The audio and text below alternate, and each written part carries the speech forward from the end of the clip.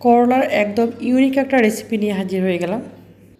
আমরা অনেকে আছি করলা তরকারিটা খেতে একদমই পছন্দ করি না। আজকের করলা এমন একটা টেস্টের রেসিপি নিয়ে এসেছি যে রেসিপিটি বড় থেকে বাচ্চা সবাই খুবই পছন্দ করে এটা খেয়ে নেবে। তো চলে যাচ্ছে সরাসরি রান্নার প্রসঙ্গে। এখানে আমি একটা প্যান নিয়েছি, প্যানের মধ্যে নিয়ে দিয়েছি পরিমাণ মতো তেল, তারপরে দিয়েছি পেঁয়াজ কুচি আর কাঁচামরিচ মাঝখান থেকে কেটে দিয়েছি। এখন পেঁয়াজ আর কাঁচামরিচটাকে জাস্ট সামান্য কয়েক সেকেন্ড তেলের মধ্যে নেড়ে নেব। এই করলার রেসিপিটি এত টেস্টি একটা রেসিপি কি বলবো, একদম এটার টেস্ট একদম মুখেই লেগে থাকবে, এত টেস্টি একটা রেসিপি। তো এখানে পেঁয়াজ আর কাঁচামরিচটাকে একটু নেড়ে দিয়ে দিলাম রসুন পেস্ট, 2 টেবিল স্পুনের মতো দিয়েছি রসুন পেস্ট। তারপরে দিয়ে দিব সামান্য একটু পানি, যাতে মশলাটা মানে আমি যে মশলাগুলো দিব এই মশলাটা যাতে নিচে না লেগে যায়, তার জন্য সামান্য একটু পানি দিয়েছি। তারপরে দিয়েছি 1 টিস্পুন জিরা পাউডার, ধনিয়া পাউডার দিয়ে দিব 2 টিস্পুন। আমরা অনেকে আছি করলা তরকারিটা একদমই পছন্দ করি না, তো তাদের জন্য বলছি যারা একদমই পছন্দ করে না তারা 100% এই রেসিপিটি এত মজা করে খেয়ে নেবে যে কী বলবো। তো এই মশলাটাকে একটু নেড়ে তারপর আমি এখানে দিয়ে দিব লবণ, পরিমাণ মতো লবণ। তারপরে দিয়ে দিব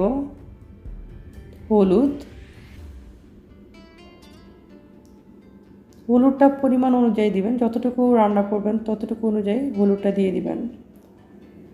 আমার বাসায় বাচ্চারা যেহেতু অনেক ছোট ছোট, তো বাচ্চারা কিন্তু তো এই রেসিপিটা করলে সাধারণত বাচ্চারা কিন্তু করলাটা খেতে চায় না, তো এই রেসিপিটা করলে কিন্তু আমার বাচ্চারা খুব সুন্দর করে মাশাআল্লাহ খেয়ে নেয়, মানে কোনো রকম কোনো কিছু বলে না, যে সুন্দর মতো খেয়ে নেয়। যেহেতু করলা কিন্তু বাচ্চাদের স্বাস্থ্যের জন্য অনেক উপকারী একটা সবজি, তো যেহেতু বাচ্চারা এটা কিন্তু একদমই খেতে পছন্দ করে না, তো এটা কিন্তু এই ওয়েতে রান্না করলে কিন্তু বাচ্চারা খুব মজা করে খেয়ে নেয়, কারণ এটা একদম ঝালে লবণে মিষ্টিতে মিক্সড থাকে, যার জন্য বাচ্চারা একটা খুব পছন্দ করে।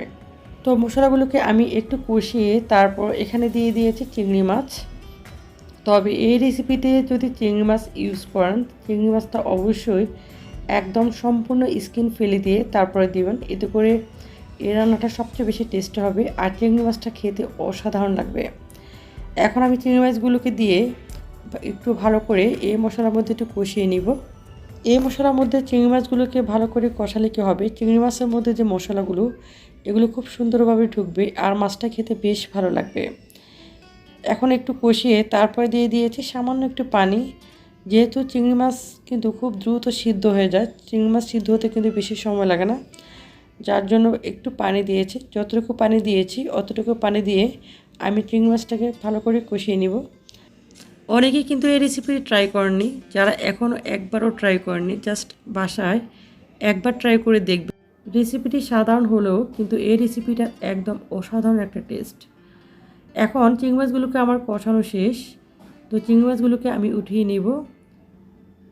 পরবর্তীতে এখানে আমি নিয়েছি কিছু করলা আর নিয়েছি কিছু আলু আর করলাটাকে ঠিক এভাবে স্লাইস করে নিয়েছি। তবে অবশ্যই এই করলার রেসিপিটা করার সময় চেষ্টা করবেন যে বড় করলাগুলো যেগুলো ওগুলো দেওয়ার, ওগুলো দিলে কিন্তু এটার একদমই তিতা লাগবে না।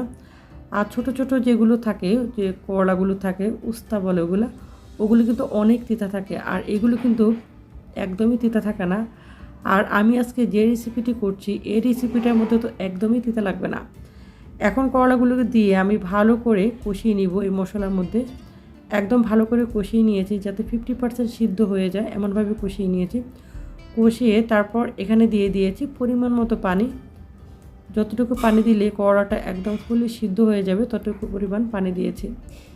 পানির পরিমাণটা ঠিক এরকমটা হয়েছে দেখুন। এখন যে উপকরণটা দিলে এই করলার তরকারিটা সবচেয়ে বেস্ট হয়, সবচেয়ে বেশি মজা লাগে, সেই উপকরণটি কিন্তু আমি এখনও দিইনি।